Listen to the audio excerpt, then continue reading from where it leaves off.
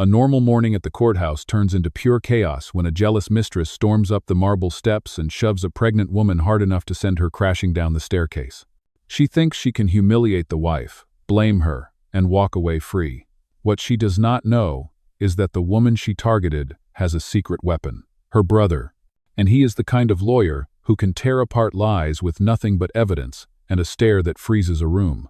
What follows is a showdown of arrogance, truth, and justice that unfolds in front of every witness in the building, and trust me, the ending hits harder than the fall that started it all. Tell us what time you are watching and where you are tuning in from. Drop a comment below. We always love hearing from you. The courthouse hallway was alive with its usual mix of tension and routine, a strange blend of whispered conversations, echoing footsteps, and the rustle of thick case files being passed from one attorney to another. Morning sunlight poured through the tall arched windows, giving the marble floors a pale gleam that made the entire corridor feel colder than it already was. Every few seconds, a bailiff called out a name from the docket. Reporters lingered near the benches, hoping for a high-profile case to break. Stressed families clutched paperwork. Lawyers hurried past with the kind of urgency only legal deadlines could create. In the middle of this bustling scene stood Claire Dawson, 8 months pregnant, one hand resting gently on her belly as a natural instinct to protect her child. She was waiting outside courtroom 3B for a mandatory hearing regarding her separation from her husband.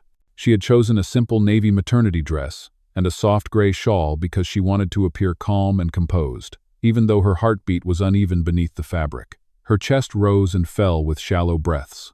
She kept rehearsing what she would say inside the courtroom, convincing herself she would be strong enough to face the man who had abandoned her during the most vulnerable moment of her life. What she did not expect was the sudden surge of perfume and anger approaching from behind. A sharp hiss of a voice sliced through the crowd. "So this is where you hide now, pathetic." Claire stiffened before she even turned. A few bystanders glanced toward the sound, recognizing hostility in the tone. Standing only a few feet away was a woman dressed in a tight scarlet dress, her heels clicking against the marble floor with a kind of pride that belonged in a nightclub, not a courthouse. Her name was Brianna Lowe, her husband's mistress, and the last person Claire wanted to see on a morning already steeped in anxiety. Claire swallowed, trying to maintain the calm she had fought for over months of emotional exhaustion. "Brianna, please, not here." But Brianna was already closing the distance, her eyes bright with a venomous thrill that made several nearby people step back. She leaned in, her voice low but sharp enough for others to hear. "You really thought you could make him come crawling back with your sad little court hearing? Look at you, still pretending you matter." Before Claire could answer, Brianna shifted her posture, moving slightly to block the narrow walkway near the top of the short staircase that led to the lower part of the hallway. The crowd sensed something was wrong. A security officer stationed farther down the hall lifted his head, noticing raised voices but unable to see the details behind the cluster of people. Claire backed up instinctively, her hand tightened on her belly. She took a small step away from Brianna, hoping to create distance. She did not want a confrontation. She did not want an audience. She simply wanted to stay safe and protect her baby. The humid weight of stress made her neck warm and her palms damp. Then Brianna's expression sharpened with something darker than anger, something closer to triumph. "You want to play the victim," she said with a fake smile. "Let me help you look the part." Before Claire understood what was happening, Brianna shoved her with both hands. The force was direct and sudden. Claire's balance disappeared in an instant. Her foot slipped on the polished marble. The world tilted. Gasps burst from every direction. Her arms reached out instinctively as gravity dragged her backward toward the top step. Panic shot through her entire body. She curled her arm around her belly, twisting mid-fall to avoid landing straight on her stomach. Her knees struck the first step, sending pain stabbing through her legs. Her shoulder hit the next. Papers in her hand scattered like frightened birds. Her shawl flew off behind her. The impact rattled through her spine and the air rushed out of her lungs. A woman nearby screamed. "She's pregnant. Somebody help her." Claire fought to breathe. The floor was cold against her palms as she tried to steady herself, her heart pounding so loudly she could hear the pulse in her ears. Her baby shifted inside her, and she froze in terror. She whispered through shallow breaths, "Please, please be okay." Brianna stood at the top of the steps, her chest rising with adrenaline. She glanced around quickly, suddenly aware of the horrified stares gathering in every direction. People were pulling out their phones. Some were rushing closer. Others were shouting for security. A bailiff broke through the cluster of spectators and hurried toward Claire. "Ma'am, are you hurt? Do not move. Stay right there." Claire tried to speak, but no sound came out at first. She felt tears pooling at the corners of her eyes, not from pain, but from fear so deep it made her entire chest tighten. The hallway had turned into a storm of noise, but Claire's senses narrowed until she heard only her own breathing. Slow, shaky, uneven. She kept one hand on the step, the other shielding her belly. Then comes the moment that shifts everything. A deep voice echoed from the end of the hall. "What happened here? Move aside. Let me through." "Oh." The crowd parted, but the scene freezes right here as the world holds its breath, balanced on the edge of the moment before consequences arrive. And 27 minutes earlier, no one imagined any of this would happen. The moment Claire hit the marble steps still hung in the air like an unfinished sentence. The hallway had erupted into urgency, but underneath the noise was a heavy, trembling silence that seemed to cling to the walls themselves. People froze in place with their breaths half-drawn, unable to fully process what had just happened in front of them. The only movement came from Claire, as she struggled to determine whether the sharp pain shooting through her legs and side meant danger for her baby. Her fingers dug into the cold stone step as she tried to push herself to a sitting position. A fresh wave of pain forced her back down. She swallowed hard, trying to stay conscious, trying to breathe slowly so she would not panic. Her vision blurred, then cleared as she blinked rapidly. Her lips trembled as she whispered to no one and to everyone at once. "Please let my baby be okay."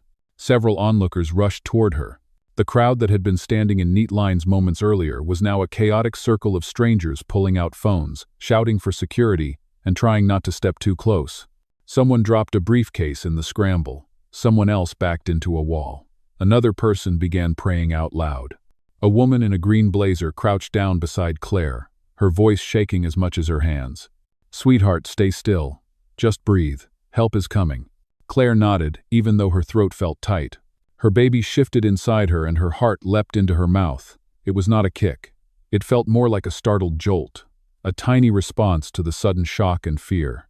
The bailiff who had broken through the crowd knelt beside her. "Do not stand up. Stay exactly where you are. We have medical staff in the building. They will be here any second." His tone was steady, but his eyes betrayed concern.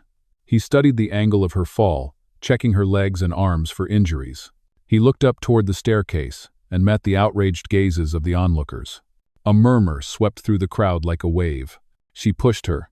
"She is pregnant. What kind of person would do that?" "Someone call the judge." Brianna stood at the top of the steps, suddenly small despite her bright red dress.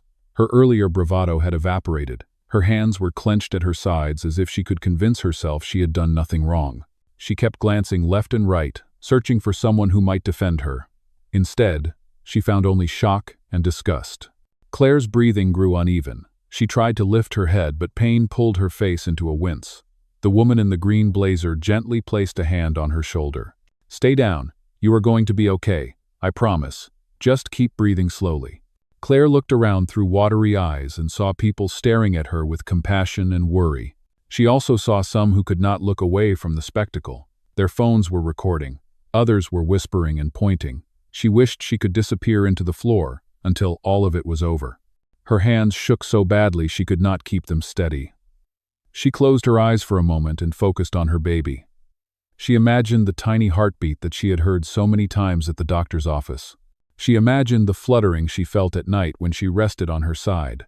She tried to imagine strength instead of fear. The bailiff raised his voice above the noise. "All of you, please step back. Give her some space. Medical team is on the way." Another man in the crowd stared at Brianna with disbelief. "Lady, you could have killed her. What were you thinking?" Brianna finally snapped. "She started it. She blocked my way. She tripped. I did not touch her." She insisted on the lie, even though half the hallway had witnessed the shove. A clerk from courtroom 3B, an older woman with gray curls and glasses perched low on her nose, stepped forward and pointed at her sharply. "I saw what you did the moment I opened the door. Do not lie in a courthouse. Have you lost your mind?" Brianna flinched, but the panic in her eyes only grew more frantic. She turned toward Claire's husband, who had finally appeared at the far end of the hallway, startled by the commotion. He hurried toward Brianna, not Claire. Not his pregnant wife who lay on the floor. He reached Brianna first and grabbed her arm. "What happened? Why is everyone yelling? Brianna leaned close and whispered frantically.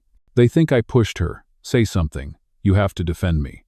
He looked over at Claire without a hint of concern in his eyes. Claire is dramatic. She probably slipped. She always makes things bigger than they are. The crowd erupted at his comment. People gasped. Others muttered under their breath. Someone shouted at him from behind. You just watched her fall. What kind of husband are you? His jaw tightened. I am her soon-to-be ex-husband, and I am not responsible for her clumsiness. His words landed like another blow. Claire felt something inside her twist painfully, not just physically, but emotionally, deep in a place she had tried to protect. She tried to speak, but only a soft, broken sound escaped her lips. The hallway grew louder as more people gathered. Some were trying to help. Others were arguing with the mistress and her husband. A few were calling out instructions to clear the path for medical staff. The entire courthouse floor felt like it had spun into chaos. Finally, 2 paramedics rushed in with a medical bag and a portable fetal heart rate monitor. Ma'am, we are here. Do not move. We are going to check your vitals and the baby right now. No. They knelt beside her with practiced calm, asking her name, her due date, her pain level, and whether she had felt the baby move since the fall. Claire forced herself to answer through trembling breaths. The world around her blurred again as she focused on their gentle hands and clear instructions. Her safety was finally being addressed, but the emotional aftershock still clung to her like thick smoke. Every heartbeat reminded her that the corridor she trusted as a place of justice had turned into a battleground. Every breath reminded her that she had been inches from tragedy. She closed her eyes again, whispering, "Please, let this be okay. Let my baby be okay." The crowd continued buzzing, but in that moment the only thing that mattered was whether the tiny heartbeat inside her was still steady. The air in the hallway shifted again, but this time the change came from a colder source. Claire's husband, Daniel, stepped closer with a posture that suggested he wanted control of the narrative, even if he had to twist the truth in front of 50 witnesses to get it. He adjusted the cuff of his suit jacket and cleared his throat as if preparing for a business negotiation rather than a situation where his pregnant wife had been thrown down courthouse steps. His tone was clipped and dismissive. Everyone needs to calm down. Claire is fine. She slips all the time. This is nothing new. Several people stared at him in disbelief. A man in a plaid shirt muttered loudly enough for others to hear. Fine? She can barely breathe. Daniel ignored him. He kept his gaze fixed on the paramedics who were trying to examine Claire. He spoke as though they were inconveniencing him. Can we hurry this up? We have a hearing. She always exaggerates injuries for attention. You should not let her waste your time. The younger paramedic, a man with sandy blonde hair and a serious expression, stopped what he was doing and looked up at Daniel with a firm, controlled stare. Sir, she fell down steps while pregnant. That is a medical emergency. We do not rush medical emergencies to accommodate court schedules. Danielle scoffed. Then maybe she should stop causing scenes in public places. The comment hit Claire harder than the marble steps had. Her mouth fell open, but no words came out. She gazed up at him with eyes full of pain, confusion, and a hurt that felt almost heavier than her own body. Her voice finally surfaced in a faint whisper. Daniel, I did not slip. She pushed me. Daniel's eyes narrowed. He bent down slightly, not out of concern, but to ensure she heard him clearly. Do not start that. You know how you get when you are stressed. You twist things. Hormones can make people dramatic. The paramedic's eyebrows shot up. The woman in the green blazer gasped softly. Even Brianna, standing behind Daniel, seemed surprised at how far he was willing to go to defend her. One of the court clerks shook her head.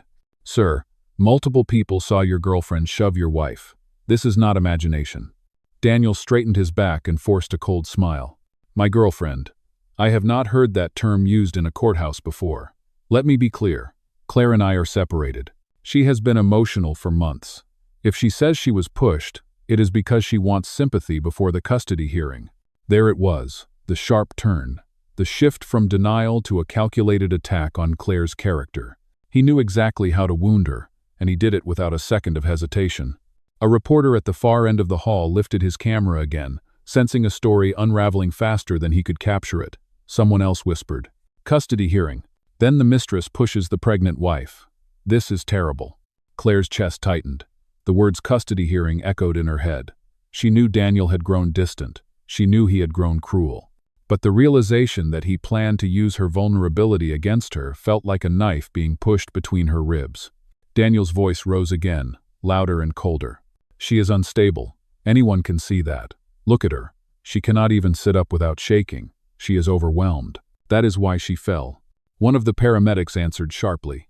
She fell because someone pushed her. The angle of the injuries, the way she landed, the reaction of the crowd. It is clear what happened. Daniel crossed his arms. You are a medic, not a detective. Stick to your job. The older paramedic snapped back, his patience thinning. My job is to make sure she and her baby survive the next hour. Yours should be to support her. But I do not see you doing that. Daniel bristled. That is not your concern. Stay focused on the medical part.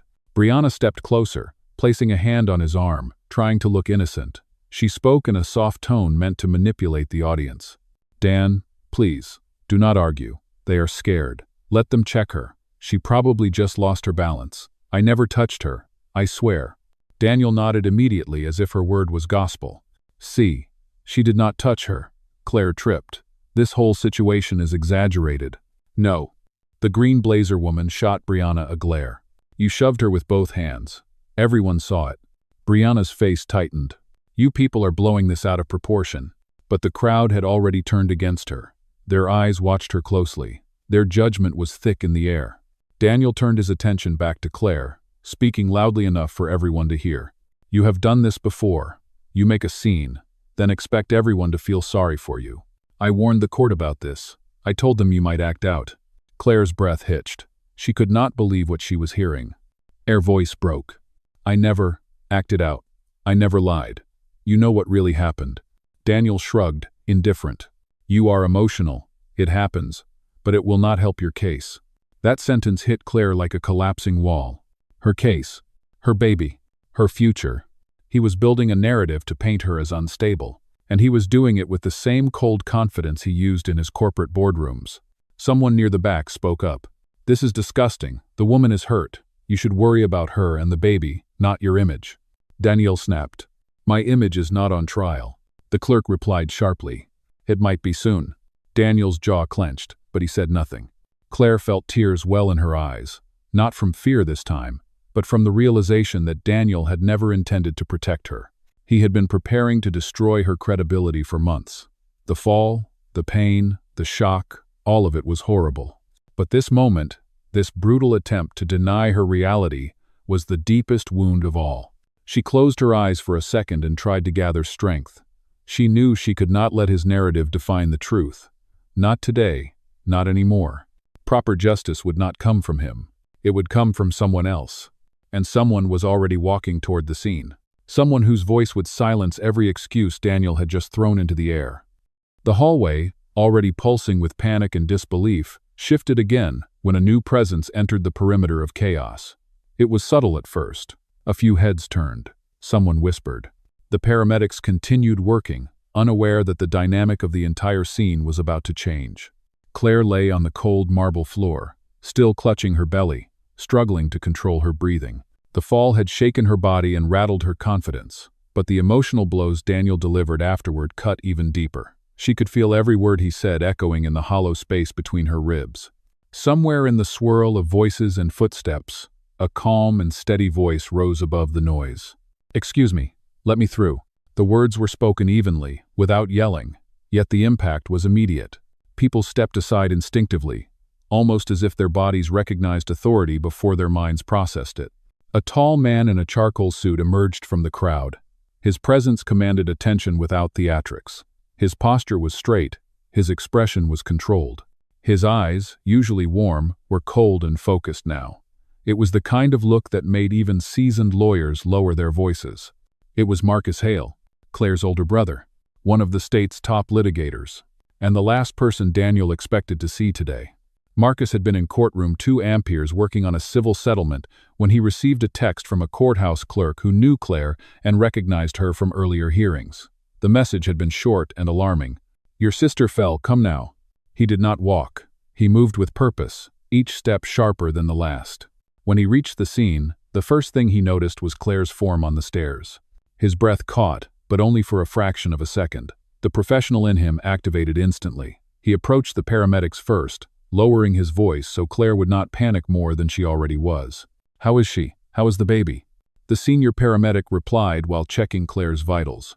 "We are stabilizing her. We need to move her to an exam room soon. The fall was significant, but her pulse and blood pressure are holding. We will know more once we monitor the baby." Marcus nodded once. It was a firm, controlled gesture, as if locking the information into place. He then turned slowly, scanning the hallway until his gaze landed on the red dress near the top of the steps. Brianna froze, her fingers tightening around her designer purse.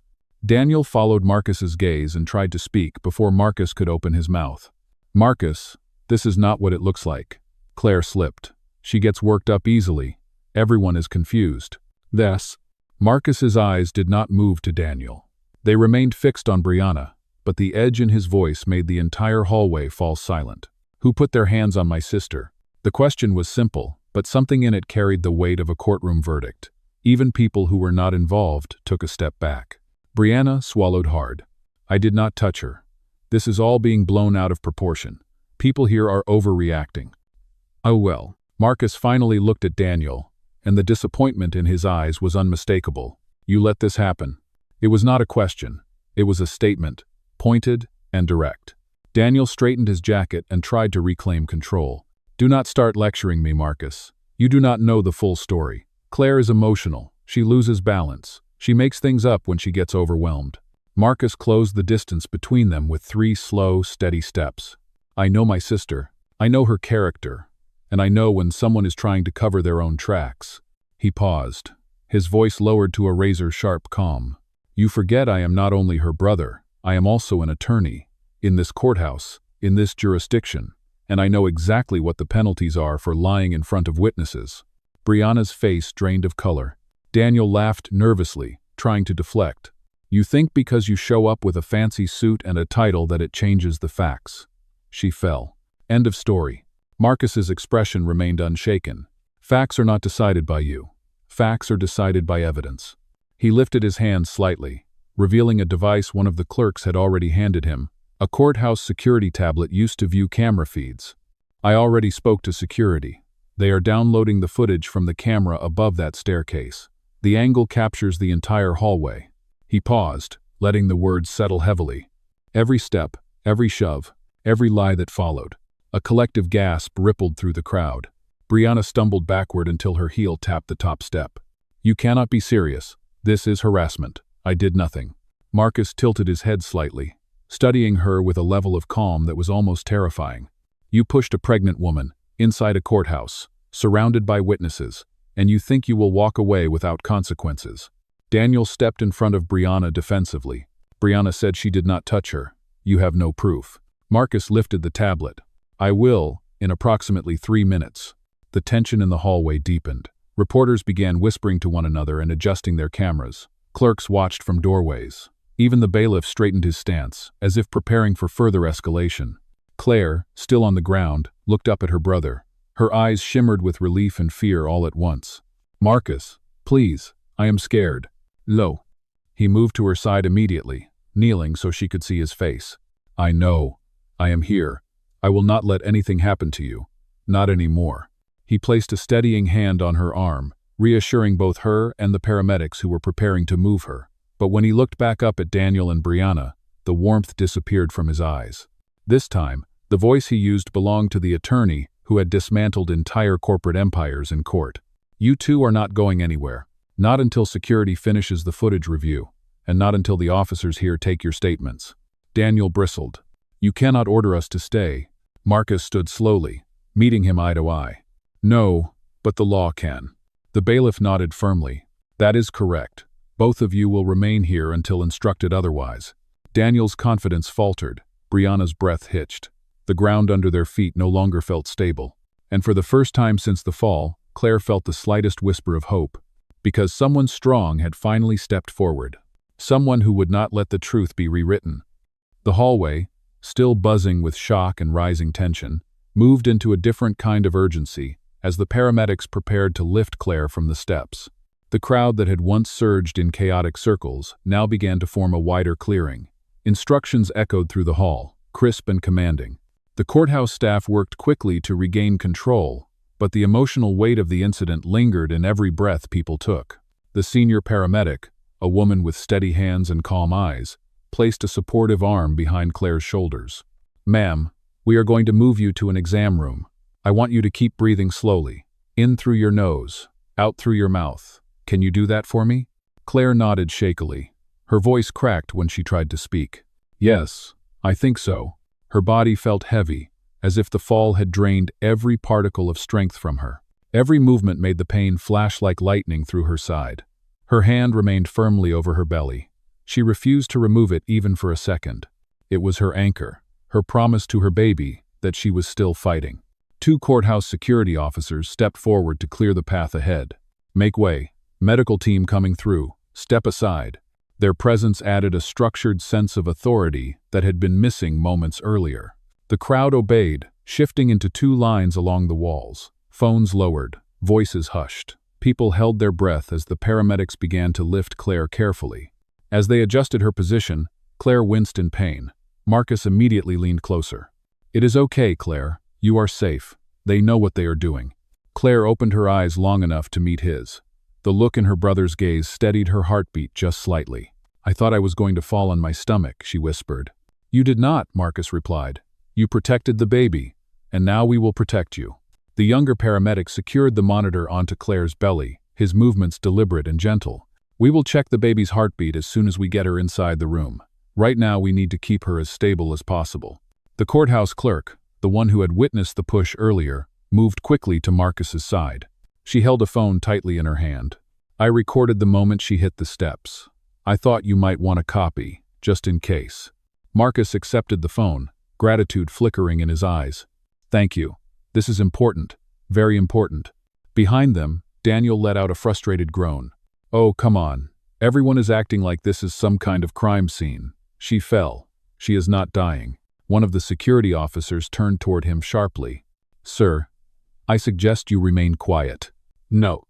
Daniel's jaw tensed, but he said nothing. He stood behind Brianna, who looked smaller now without her earlier bravado. Her shoulders hunched, and her eyes darted between the officers, the crowd, and the security tablet Marcus held. Every second that passed felt like another rope tightening around her. Marcus's voice cut through the hallway with force. "I want all footage from the cameras in this corridor saved immediately. No deleting, no overwriting. Pull every angle that covers the stairwell, the hallway, and the side entrance." The officers nodded. "We already requested the files. They are being secured." Marcus continued with the tone of a man who knew procedure better than most people in the building. "And I want statements taken from witnesses as soon as the paramedics finish moving her. There are at least 20 people here who saw exactly what happened."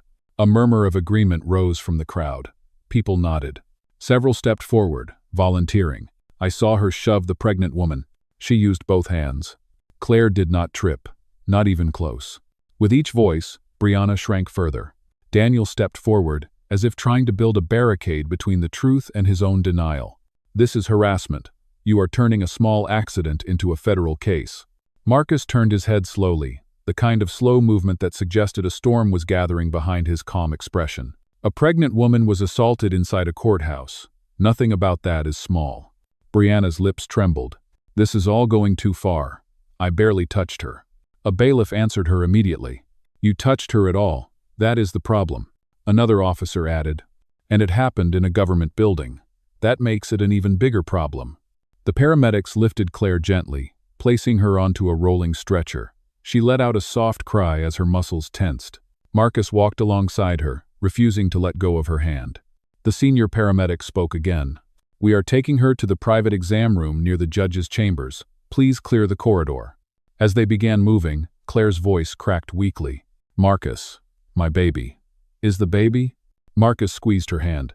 "They are going to check right now. Do not let fear take over. Just keep breathing." They reached the exam room doors and disappeared inside, leaving the tension of the hallway behind. But the impact of what had happened remained.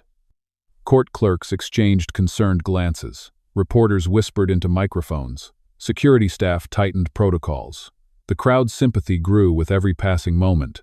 Outside the exam room, Marcus stood tall, his hands clasped behind his back as he waited for updates. His mind was already turning, already building the legal response. already protecting his sister in ways no one else ever had. Meanwhile, Brianna and Daniel were being separated across the hallway by security officers who prepared to take their statements. For the first time that morning, the courthouse was beginning to regain order. But the truth was no longer a question. It was now a growing wave. And that wave was heading straight toward the two people who had tried to hide behind lies.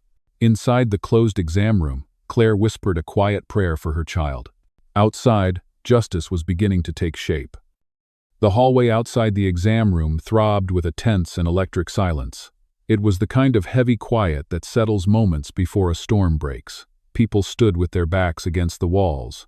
Others leaned forward as if gravity itself had tilted toward the scene. Every eye remained fixed on Brianna and Daniel, as courthouse security formed a loose semicircle around them. The senior bailiff cleared his throat. No one leaves until statements are documented. This is now an active investigation. Brianna's eyes widened. Her voice trembled as she pointed toward the closed exam room. Why are you doing this to me? She is getting attention. That is all she wants. She probably threw herself down the steps. The crowd erupted. Several people gasped or shouted. That is a lie. Everyone saw you shove her. She could have lost her baby. Brianna covered her ears as if the truth were too loud to bear. Her face reddened. Her breathing turned sharp and rapid. She tried to compose herself, smoothing her red dress with shaking hands. She forced her chin upward and attempted to regain the arrogance she wore earlier. She blocked my path. She insulted me first. I barely touched her. She made it dramatic. Her tone cracked in the middle of her excuse. The bailiff stepped forward. This is not about insults. This is about physical assault on a pregnant woman inside a courthouse. Daniel finally snapped. He threw his hands into the air. Enough. Everyone stop acting like this is some big tragedy. Claire is fine. She trips over her own shoes. This whole situation is exaggerated to make me look bad. A reporter who had been quietly recording raised his voice. It is too late for that. You already look bad. Laughter spread through the crowd, short and sharp, but it cut Daniel deeply. He clenched his jaw and glared at the reporter. You have no right to judge me. None of you do. You do not know what she is like at home. You do not know the pressure she puts on me. This fall is her fault and she needs to take responsibility for her actions. A woman near the wall scoffed. Her actions. She was standing quietly when your girlfriend attacked her. Daniel shot back. She is not my girlfriend. Brianna whipped her head toward him, shocked. Dan, what are you saying? Of course I am.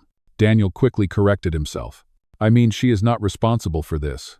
She did nothing wrong. Claire pushed herself backwards when she saw us. She always wants an audience. Gasps spread through the hallway again. The manipulative twist in his words was almost impressive in its cruelty, but Marcus had seen it coming. He stepped out of the exam room doorway just in time to hear Daniel's final sentence. Marcus's voice cut through the air like a blade. You want to repeat that? Daniel turned toward him. I said she overreacted. That is all. No. Marcus folded his arms. You are lying. And you are doing it in a courthouse filled with witnesses who watched the entire thing unfold. Daniel looked away. You are twisting everything. Marcus took one slow step forward. No, you are. Brianna suddenly lashed out. Her voice rose to a frantic screech. She deserved it. You do not know what she said to me. She called me pathetic. She laughed at me. She tried to embarrass me. She got what she was asking for. The hallway fell silent. Dead silent. Her words echoed off the marble walls like a confession she had not meant to admit. Marcus stared at Brianna with quiet intensity. So you are saying you retaliated, that you pushed a pregnant woman because you felt insulted. Brianna froze. Her mouth opened, but no words came out. She knew she had trapped herself. Her face drained of color. Daniel grabbed her arm. Stop talking. She jerked away from him. No, you told me to be honest. He hissed under his breath. Not now. The senior bailiff lifted a hand, signaling the rising tension was reaching dangerous levels. That is enough. Both of you, keep your distance. But the crowd was already reacting. Murmurs turned into outrage. She should be arrested. He should too. All this in front of a courthouse. What kind of monsters push a pregnant woman? Every passing second intensified the scrutiny. Daniel's face tightened with embarrassment. Brianna's hands trembled uncontrollably. She tried to appear composed, but her body betrayed her.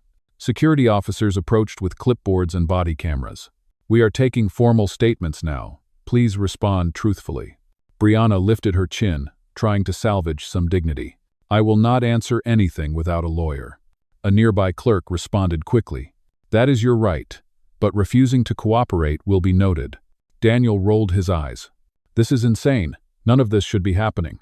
No. Marcus stepped forward again, his voice measured and sharp. You assaulted my sister by letting your partner attack her, and then you blamed her. This is exactly what should be happening. Daniel pointed at Marcus. You are blowing this out of proportion because you hate me. Marcus did not blink. I do not hate you. I just see you clearly for the first time. The bailiff interrupted. Footage from hallway camera 2 is ready. We are watching it now. 1. A collective inhale spread through the corridor. Even Brianna knew what that meant. The truth was seconds away. Marcus stepped back, allowing the officers to move. He glanced toward the exam room door. Behind it, Claire was being monitored, cared for, and protected. The contrast between her vulnerability and the coldness displayed outside sharpened his resolve. The officer with the video tablet approached the group. We have a confirmed visual. It clearly shows the woman in red initiating physical contact with the victim. Brianna's knees nearly buckled. The officer continued. We are preparing to send the clip to the district attorney. Until that process is completed, both individuals involved in the aggression will remain here. Gasps. Whispers. A rising pressure like the courthouse itself was holding its breath. Marcus inhaled slowly. Justice was beginning to surface, and the humiliation that Daniel and Brianna had tried to force onto Claire was slowly turning back onto them. The hallway had become a stage. Every lie was crumbling. Every witness was watching, and the truth was no longer possible to outrun. The tension in the hallway grew thicker with every passing moment. What had begun as shock and confusion was transforming into something far more powerful. It was the unmistakable shift of public perception. A hallway full of strangers, courthouse employees, lawyers, clerks, reporters, and even defendants waiting for their own hearings, had united under a single conclusion. Claire had been wronged, and not in a small way, not in a way that could be brushed aside or excused. This was cruelty. This was violence. And it had happened in front of them. The officer who reviewed the security footage cleared his throat. The video shows the woman in red extending both hands toward the victim. It is consistent with a shove. There is no tripping, no accidental contact. The murmuring crowd erupted again. Voices rose. Some were angry. Others were horrified. Many were disgusted. A middle-aged man shook his head and looked at Brianna with open disgust. You could have hurt her baby. How can you live with yourself? A young woman stepped forward with fire in her eyes. She was standing quietly. You marched up to her just to humiliate her. I watched the whole thing from 10 feet away. Brianna shook her head violently, her curls bouncing as she backed away from the criticism. No, this is wrong. You do not understand. I was provoked. She had it coming. The crowd roared in outrage. A chorus of voices collided. No one provokes being pushed while pregnant. You are trying to justify assault. You should be in cuffs right now. Daniel stepped in front of Brianna defensively, his eyes flaring with irritation rather than remorse. Listen, all of you need to calm down. This is not a courtroom. You do not get to pass judgment here. A court clerk snorted at him. Sir, you are standing in front of courtroom 3B. If you did not want judgment, you came to the wrong building. The comment sparked laughter and then more criticism. Reporters lifted their microphones higher. Cameras clicked like steady rainfall. Several live streams were now running, with viewers chiming in through phone screens held toward Daniel and Brianna. A young reporter called out, Sir, are you denying the footage? Are you denying what 20 witnesses saw? Daniel clenched his jaw until it trembled. People see what they want to see. Claire has been manipulating everyone for months. Someone behind him shouted. She is lying in an exam room fighting for her baby, and you are worried about your own reputation. Marcus, who stood outside the exam room door, turned his head sharply. His voice carried across the hallway with an authority that commanded silence. Claire is being evaluated for internal trauma. Her vitals are unstable, and her baby is showing signs of distress. The hallway went silent, absolutely silent. The weight of those words crushed every whisper. Even the soft buzz of an overhead light seemed to dim. Brianna pressed her hand to her mouth. I never meant for anything serious to happen. I just wanted her to stop pretending to be innocent. Marcus approached slowly. His eyes were fixed on Brianna with a level of control that made her shrink into herself. Innocent. She was standing still. She did not even raise her voice. She did not insult you. She did nothing but exist in a place where you thought you could intimidate her. Lo? Reporters scribbled rapidly. Cameras mumbled with focus adjustments. Marcus continued. You pushed a woman who is weeks away from delivering a child, and now her baby is under observation because of you. Brianna looked around desperately, searching for sympathy. Daniel, say something. Help me. But Daniel was drowning in his own unraveling image. His suit jacket was wrinkled. Sweat formed along his hairline. His voice cracked under pressure. I do not know what you want me to say. I cannot fix what you did. This is getting out of control. The crowd erupted again. Oh, now he cares. He defends her when it suits him and throws her away when it does not. No wonder the poor woman is divorcing him. Daniel spun around, pointing at the voices. You do not know anything about our marriage. The woman in the green blazer, who had tended to Claire earlier, stepped forward. I know enough. I know I watched a pregnant woman beg her husband for help, and he walked straight past her. That tells me everything I need to know. The hallway hummed with agreement. Another voice chimed in. She could have died. She could still lose that baby. And you both stood there lying while she cried. The tidal wave of condemnation grew larger, stronger, louder. Reporters captured every second. A news alert pinged from someone's phone. Local attorney's wife assaulted in courthouse. Multiple witnesses confirm. Marcus glanced at the notification on someone's screen. His jaw tightened as he turned back to Daniel. You should read the room. Your lies are collapsing. Your reputation is collapsing. And soon you will face legal consequences for what happened here. Daniel's bravado thinned. Since when does public opinion decide the law? Marcus responded immediately. Since the evidence matches the opinion. Brianna whispered desperately. Please, I did not mean for this. I was angry. I wanted to scare her. Marcus replied coldly. You succeeded. She was terrified, and her baby was hurt.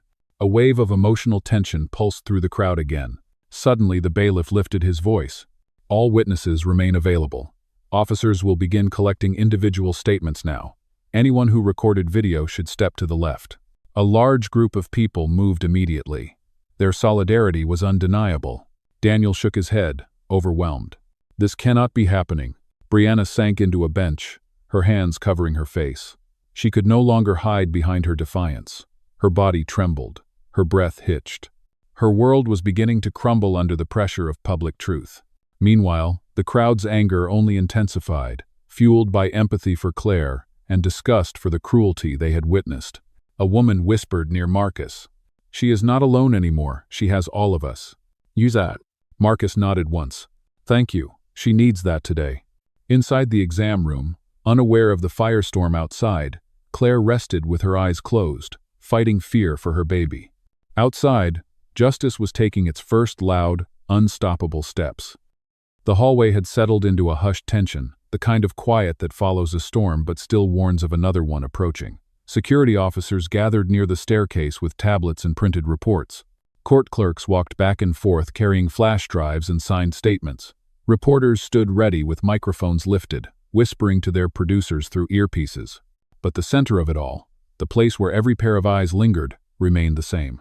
It was the doorway of the private exam room where Claire was fighting for stability. Marcus stood just outside that doorway with the calm certainty of a man who had spent years in courtrooms dismantling lies one document at a time. The officers reviewing the security footage approached him with a seriousness that confirmed what he already knew. Mr. Hale, the senior officer said, the footage is fully processed. We have a clear view from camera 2. It records the entire interaction from the first verbal exchange to the shove. Marcus nodded once. And the audio. Some of it is faint, but enough to show intent. Marcus's expression hardened. His jaw tightened with restrained anger. He took the tablet the officer handed him. The screen lit up with a frozen frame. Brianna standing behind Claire, her arms tense, her face twisted into something sharp and triumphant. It was a still image that captured the truth better than any words could. The officer continued. We also pulled footage from camera 4, near the lower hallway. It shows her fall from a second angle. No obstruction. No tripping. Direct force. Another officer stepped forward. And sir, we have something else. The clerk who filmed the aftermath also caught Brianna admitting she wanted to scare your sister. That is useful. Marcus inhaled slowly. Good. That will make the case even stronger. That. He turned toward the crowd, raising the tablet just enough for the nearest witnesses to see the paused image. Gasps rippled like water disturbed by a stone. The woman in the green blazer stepped closer. That is her. That is exactly the moment she pushed Claire. A gray-haired man added. I knew I saw her use both hands. Look at her. Look at the expression on her face. Every voice fueled the truth that had been silenced moments after the shove. Now it was emerging again, undeniable and documented. Marcus walked steadily toward the place where Daniel and Brianna stood surrounded by security. His footsteps echoed softly through the hallway, a measured rhythm that made even the reporters fall silent. He stopped a few feet away, letting the weight of his presence settle before he spoke. Both of you need to see this. Daniel folded his arms. I do not need to see anything. This is ridiculous. Brianna's voice wavered as she whispered. No, I do not want to look. Marcus tapped the tablet screen. The video began. The audio played faintly but clearly enough. First came Brianna's mocking tone. So this is where you run to now. Then Claire's soft response. Please, not here. The push followed. A clear, unmistakable shove. Both hands. Full force. No hesitation. Brianna flinched. Her hand flew to her mouth. Her eyes brimmed with tears that she had not invited and did not want. Daniel tried to block the screen with his hand. Turn it off. This is edited. Someone framed this. Marcus kept his voice calm. That recording comes directly from the courthouse servers. It is time-stamped. It is authenticated. It is hosted on a secured channel only accessible to staff and law enforcement. Daniel shook his head again and again, the denial clinging to him like wet fabric. That does not mean she meant to do it. She probably lost her balance. Claire was in the way. Marcus paused the video on the exact frame where Brianna's hands were fully extended. Do you see her losing her balance? Or do you see someone committing intentional assault? Daniel looked away. Officers moved closer. We will need both of you to come with us to provide official statements. Brianna panicked. Her voice cracked into a plea. Please, I did not mean for her to fall like that. I just wanted her to stop talking. I was angry. She should not have looked at me that way. Her words traveled through the hallway like a confession written on neon signs. People shook their heads. A young mother pulled her child closer. A lawyer whispered, she just destroyed her own defense. Marcus spoke quietly, but his voice carried. In the law, intention does not excuse impact. Your anger was not her burden to carry, and it certainly was not her baby's. Eucrita. Tears spilled down Brianna's cheeks. Please, I cannot be arrested. I cannot go to jail. Dan, say something. Daniel swallowed hard. His voice came out weak. I do not know what you want me to say. You are the one who pushed her. His betrayal landed like a slap. Brianna gasped. You told me to stay calm. You told me you would protect me. Daniel stepped away, choosing distance over loyalty. I did not tell you to shove a pregnant woman in front of 50 people. The crowd murmured again, judgment rippling like a forceful wave. Marcus's eyes never left them. This is the part where you face the truth, not the version you tried to create. An officer spoke firmly. Mr. Dawson, Miss Lowe, you will both be escorted to the side room for questioning while the district attorney reviews the footage. Daniel's face drained of color.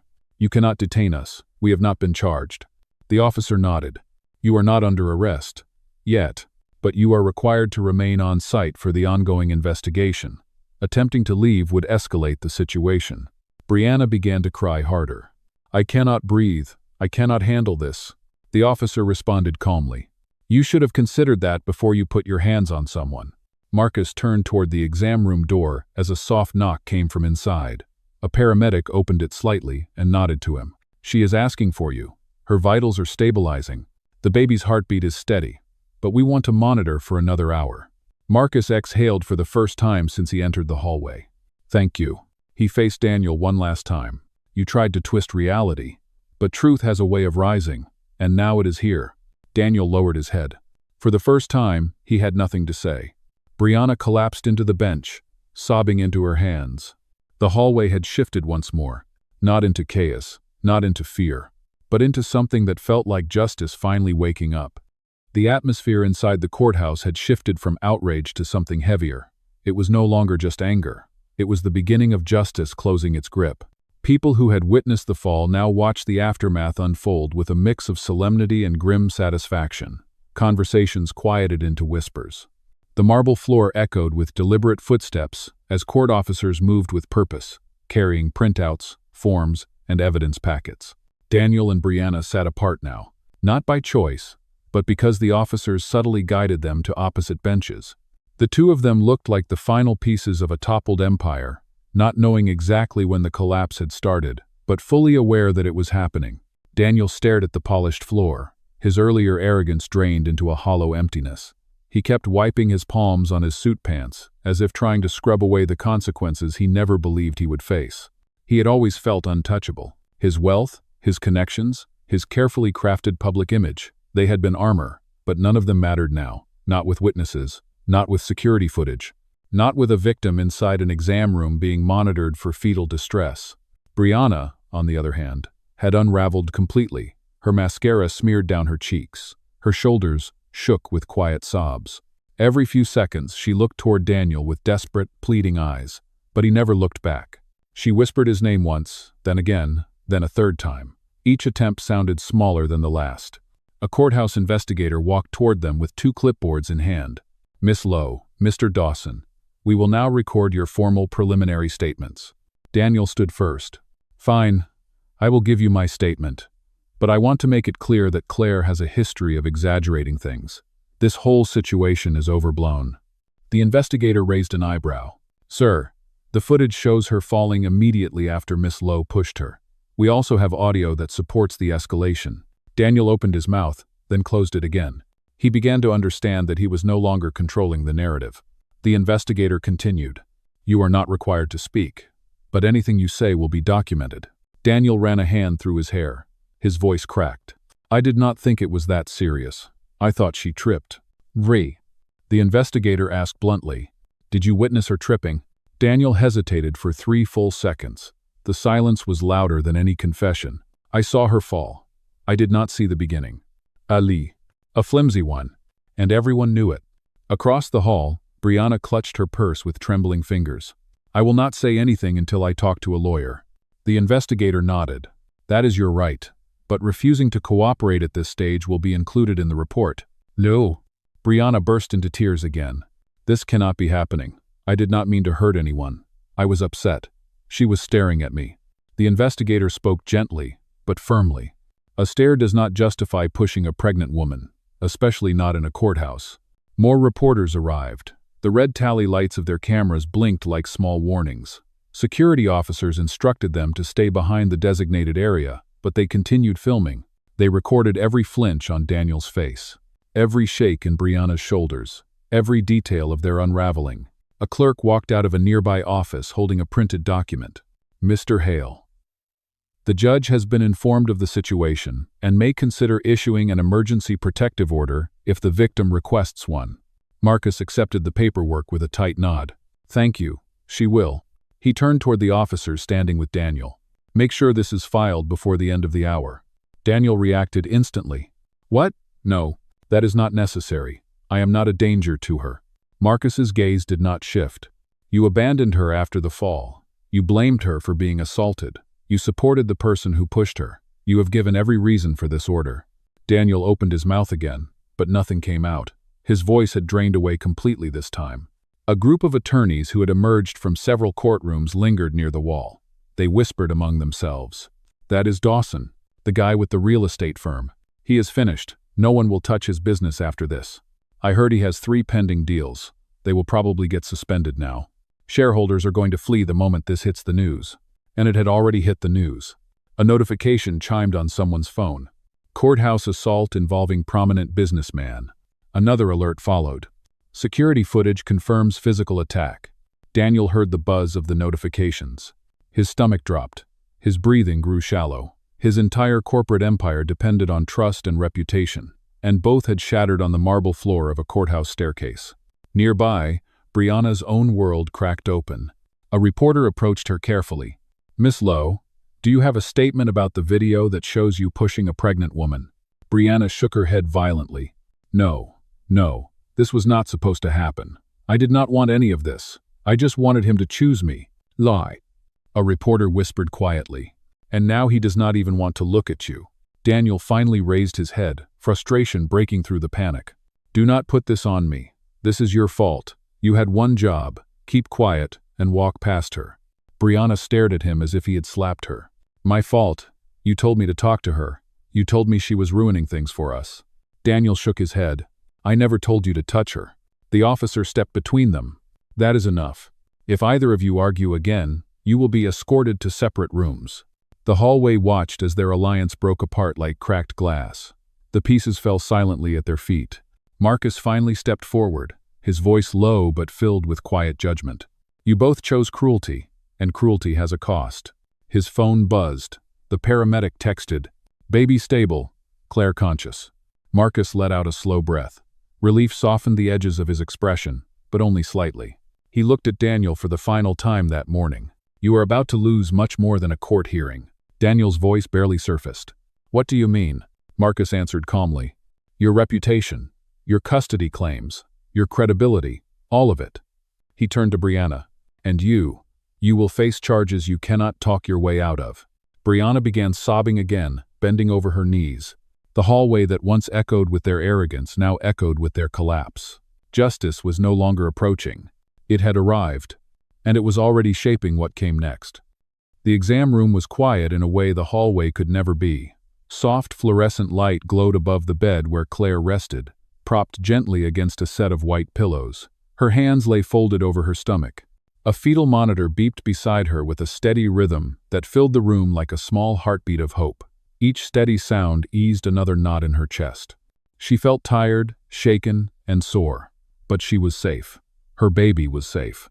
That truth alone felt like a blessing she had not dared to imagine during the fall. The senior paramedic stepped back from the monitor with a calm smile. Your baby is stable. The heartbeat looks good. You will still need follow-up tests later today, but right now everything is holding. Claire let out a breath she had been holding since the moment she hit the marble steps. Her eyes glistened. A tear rolled down her cheek, but it was a tear of relief rather than fear. Marcus stood near the foot of the bed watching her with a mixture of fierce protectiveness and overwhelming love. For years he had been her steady anchor. Today, he had become her shield. Thank you, Claire whispered. Her voice was soft but steady. You came so fast. Marcus moved closer. He placed a gentle hand over hers. I will always come for you, no matter what it costs me, no matter where I am. Claire closed her eyes for a moment, letting her brother's presence steady her. She felt safe in a way she had forgotten she could feel. A knock sounded on the door. The bailiff stepped inside quietly and handed Marcus a folder containing printed statements and preliminary findings. The district attorney reviewed the footage. Charges are being prepared. Assault on a pregnant woman, intent to harm, public endangerment. It will proceed today. Claire inhaled sharply. They are going to jail. Marcus nodded. At minimum, there will be immediate arraignments and protective orders.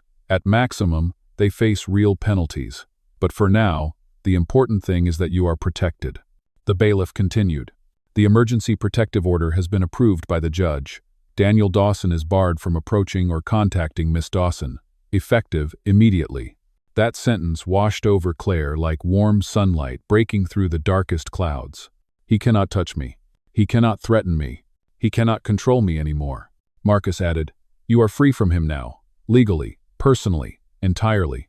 Claire felt another tear slide down her cheek, but she did not wipe it away. She let it fall freely. Outside the exam room, the situation was already changing. Word had spread quickly. Court employees whispered about the video. Lawyers discussed the upcoming charges. Reporters prepared breaking news headlines. Daniel's business partners were notified about the incident, and many began distancing themselves within minutes. His world was collapsing beyond repair. As for Brianna, she remained seated on the bench with her head buried in her hands. Her cries carried through the hallway, quiet but unending. The reality she had created through arrogance and cruelty had swallowed her whole. There was no escape from the truth now. A clerk approached Marcus with a small set of documents. Mr. Hale, these are the preliminary papers for Claire's custody and separation filings. Given what happened today, the court will likely fast-track her requests. Marcus thanked her and set the papers on the small medical counter. Then he turned to Claire with gentle determination. You will not walk this road alone anymore, he said. I will file everything today. You will get full custody. You will get the protection you deserve. Claire nodded slowly. Thank you. I have spent so long feeling hopeless. Today still feels unreal. Marcus smiled softly. Hope is real again. Believe in that. The paramedic interrupted gently. Miss Dawson, we need to run one last ultrasound. Once that is done, you can rest for a bit. Afterward, you will be safe to leave with your brother. Claire felt her shoulders relax. I would like that. I want to go home. Home. Not the house she shared with Daniel. Not the place where she felt small and unwanted. But a new home. One she would choose. One where her child would grow up surrounded by love rather than fear. The paramedic dimmed the lights slightly as she prepared the equipment. The soft glow gave the room a peaceful warmth. The ultrasound monitor flickered to life. A small shape appeared on the screen. A little heartbeat, steady, strong, resilient. Claire let out a small laugh mixed with tears. There you are. You are okay. Marcus placed a hand on her shoulder. She is strong, just like her mother. For a moment, time stood still. The chaos outside the walls could not touch them. Justice was unfolding beyond the door. Consequences were being written. Apologies would be too late. But here, inside this small room, healing had begun. After the ultrasound, the paramedics cleared the equipment. You can rest, Miss Dawson, one of them said softly. You are safe. Claire sank deeper into the pillows. Her breathing slowed, her heart steadied. Her strength was returning. Her voice would soon return too. And when it did, she would speak not as a victim, but as a survivor. Marcus sat beside her, watching over her.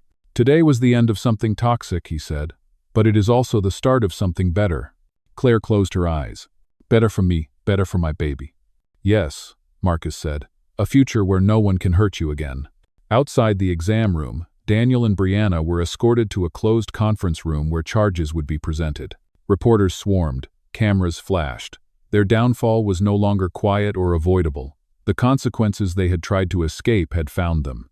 Inside the room, Claire finally let herself breathe fully and freely. The world had turned. The truth had won. And a new beginning had already begun to rise. This was her fresh start. A life with safety. A life with dignity. A life with justice. And she would walk into it with her head held high.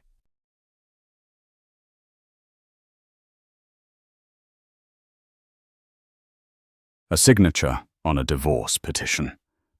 That's all Elena Cloud thought she was dealing with. A painful but clean break from her cheating husband, Marcus. But Marcus didn't just want the house. He didn't just want alimony. He wanted half of her company. The company she bled for. The company she built from nothing. He claimed his vision was the secret to her success. He demanded half, and he was willing to drag her name through the mud to get it. He thought he had her trapped. What he didn't know is that Elena's lawyers weren't just good. They were sharks, and they were about to turn a private settlement hearing into a public execution. Elena Cloud lived a life that Forbes had once called an architect's dream. Her firm Aura Interiors wasn't just successful, it was seismic.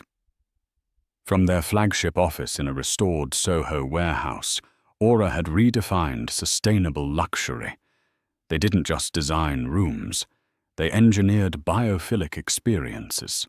Their clientele included tech billionaires, eco-conscious hotel chains, and old money families looking to modernize. Elena was the engine. She was the one who 10 years ago had sketched her first designs on a coffee shop napkin, taken out a crippling loan, and personally sourced reclaimed lumber from a 19th century barn. She was the one who spent nights agonizing over material tensile strength and negotiating with artisans. And by her side for the last 7 years was Marcus Thorne. Marcus was by all accounts the perfect husband. Devastatingly handsome, effortlessly charismatic, he was the velvet glove to her steel fist. He'd joined Aura 3 years into its journey, taking the title of Director of Business Development. In truth, his job was to be charming.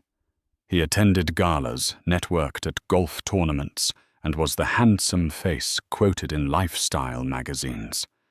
Elena handled the operations, the design, and the soul of the company. Marcus handled the champagne. Their power couple image was flawless. Eleanor intense and brilliant in her minimalist structural attire. Marcus relaxed and dapper with a smile that could disarm a hostile board. The first crack appeared not as a dramatic confrontation, but as a line item on a spreadsheet. Elena was doing a quarterly review of the marketing budget, a task she usually delegated, but had taken back as costs seemed to be ballooning. She frowned at the screen. Thorn Strategic Solutions, LLC. There were monthly invoices for the last 8 months. 15,000. 20,000. 15,000 again. The description was always the same: strategic market analysis and outreach. She didn't remember approving this vendor. "Hey, David," she called out to her CFO, who was walking past her glass-walled office. "You ever heard of a Thorn Strategic Solutions?" David paused, adjusting his glasses. "Thorn, I assumed it was one of Marcus's groups. The invoices are all approved by him. They come in like clockwork on the 28th. Get me the incorporation papers for that LLC, Elena said, a cold knot forming in her stomach. And all the paid invoices. Now. An hour later, the papers were on her desk. Thorn Strategic Solutions, LLC, was a Delaware corporation, registered 10 months prior. The sole signatory and owner, Marcus Thorn. Her husband was paying himself $20,000 a month from her company, on top of his generous salary for consulting he never mentioned. She felt the blood drain from her face. It was embezzlement. It was a betrayal. But it wasn't the betrayal. Not yet. That night, she didn't go home to their shared brownstone. She went to the Ludlow Hotel, checking in under her assistant's name. She needed to think. This was a legal matter, not just a marital one. But her hands were shaking. She had to know. She opened her laptop and accessed the company's travel and expense platform. She pulled up Marcus's recent business trip to Chicago, a conference on future-facing brand synergies. The hotel folio was from the Peninsula. Standard. Flights. Standard. But then the receipts. Room service for 2 every morning. A spa receipt, couples deep tissue massage. A dinner receipt from Alinea for $1,200, with a handwritten note on the bottom from the maitre d'. So lovely to host you and Miss Jensen again. Mr. Thorn, congratulations on the new venture. Miss Jensen. Elena's mind flashed. Chloe Jensen, a junior designer who had quit Aura abruptly 6 months ago, citing personal reasons. She had been pretty ambitious, and Elena now realized often lingering in Marcus's office after hours. It wasn't just embezzlement. He was using company money to fund an affair. When she finally confronted him the next day, in their pristine white marble kitchen, he didn't even have the decency to look ashamed. He was pouring an espresso, his back to her. She laid the hotel folio on the counter. "Alinea," she said, her voice dangerously quiet. "I hope the congratulations were worth $1,200 of my company's money." Marcus froze. He turned slowly, his face not one of guilt, but of annoyance. He saw the hotel bill, the spa receipt. He sighed, leaning against the counter, as if she had just interrupted his morning paper. "Eleanor, let's not be dramatic." "Dramatic?" Her voice cracked. "You are expensing your affair, Marcus. You're stealing from me, from my company." "Oh, please," he scoffed. "Don't act like you can't afford it. And besides, Chloe, she understands the pressure I'm under, which is more than I can say for you lately." Eleanor felt the air leave her lungs. The casual cruelty of it, the utter lack of remorse, was a physical blow. He wasn't sorry he did it. He was annoyed he got caught. "Get out," she whispered. "What? Get out of my house. Get your things and get out."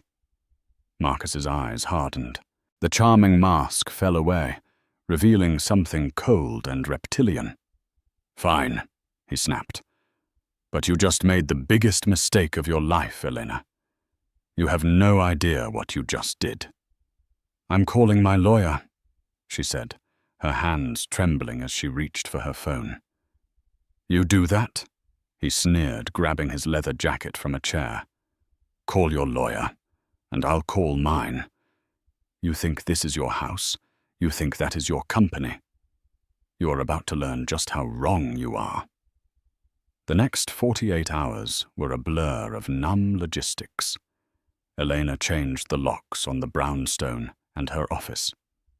She froze Marcus's access to all company accounts and issued a terse internal memo, stating he was on an indefinite leave of absence, effective immediately.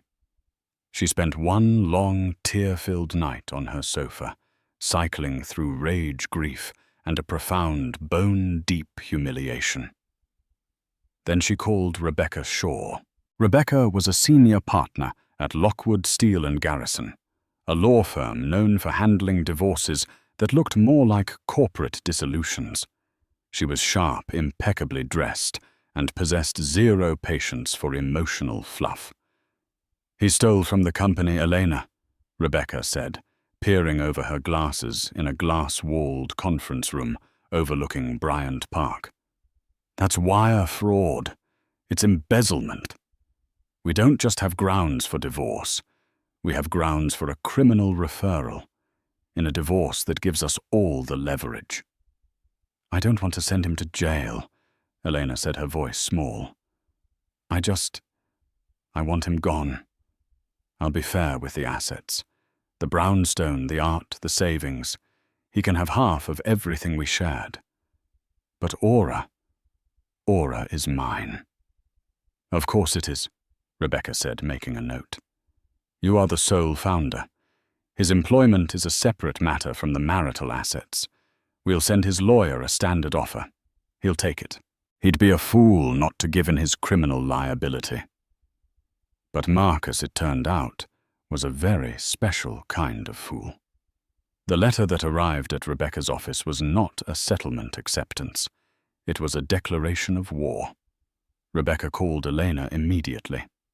"You need to come in, and you should sit down." The letter was from a notoriously aggressive law firm, Harrison and Black. Elena read it, her blood running cold. Marcus wasn't just refuting the embezzlement. He was denying it, calling the Thorn Strategic Solutions a pre-approved executive compensation fund that Elena had verbally authorized. But that wasn't the bomb. The letter stated that Marcus Thorn was claiming 50% ownership of Aura Interiors, Inc. "That's impossible," Elena whispered, her hands shaking. "My name is the only one on the incorporation documents.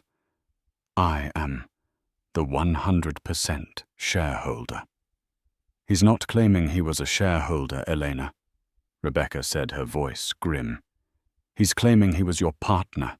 He's claiming that Aura Interiors was built not just on your design work, but on his strategic vision, brand development, and sweat equity. He's claiming that you had a verbal agreement from the beginning to be equal partners, and that you fraudulently filed the incorporation papers in your name, alone." Elena stared at her. He lied. He wasn't even there in the beginning. I was eating ramen noodles and sleeping in the office. He showed up 3 years later. "He's prepared for that," Rebecca said, turning the page. "He claims his initial contributions were the conceptual framework for the brand, and that his later networking has transformed the company from a small workshop into a global brand. He's attached a list of every client he ever had lunch with as proof of his contribution." It was insane. It was a fantasy. It was a lie so audacious that Elena almost laughed. "No court will ever believe this," Elena said, standing up. "It's absurd." "It's not absurd, Elena. It's a shakedown." Rebecca countered, her tone urgent. He's not trying to win in court. Not really.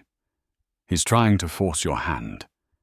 He knows that a public, ugly lawsuit claiming the founder of Aura Interiors defrauded her partner will be catastrophic for your brand.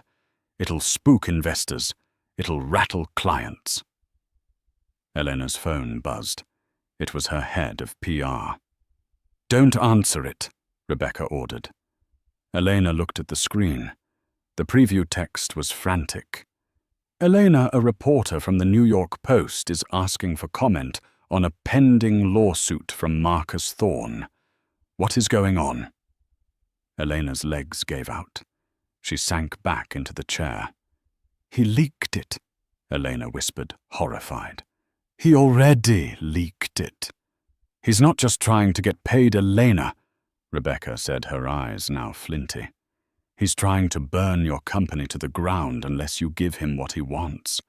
This isn't a divorce anymore. This is a hostile takeover. The demand was clear in the final paragraph. Marcus would graciously drop his 50% ownership claim and the fraud lawsuit in exchange for a one-time cash settlement of $50 million. $50 million. It was a figure designed to cripple her. He's insane, Elena breathed. He's not insane, Rebecca said, closing the file. He's evil, and he thinks he's smarter than you.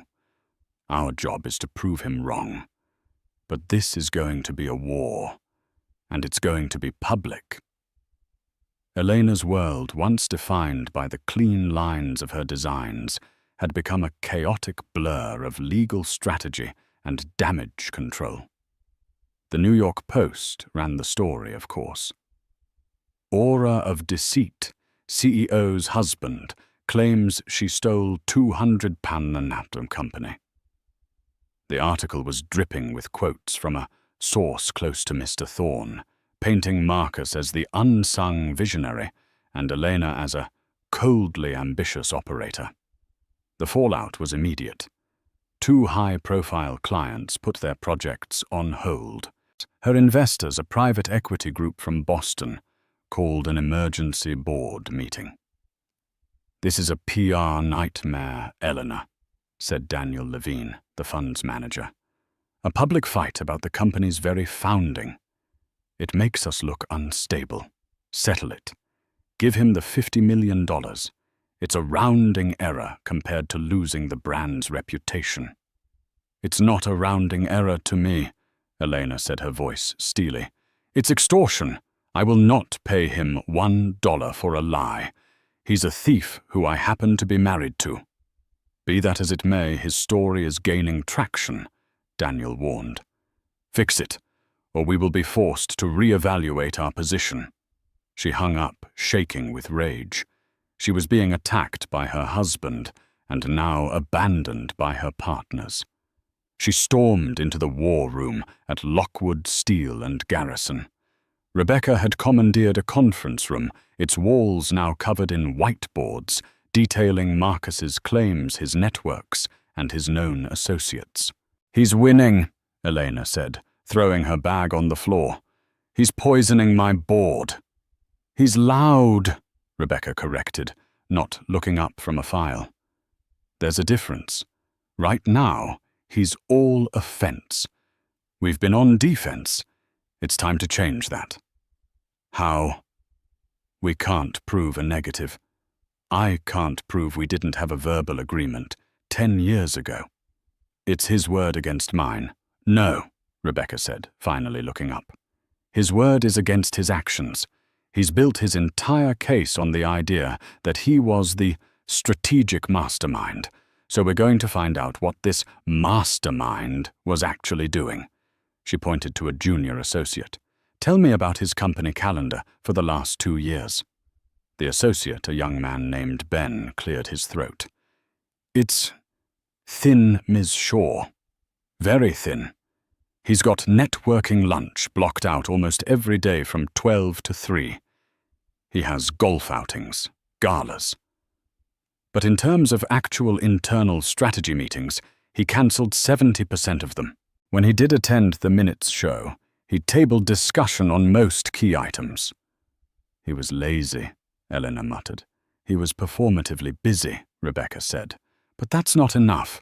We need something hard, something that proves his motive wasn't sweat equity. It was malice. Elena, you mentioned he was expensing an affair.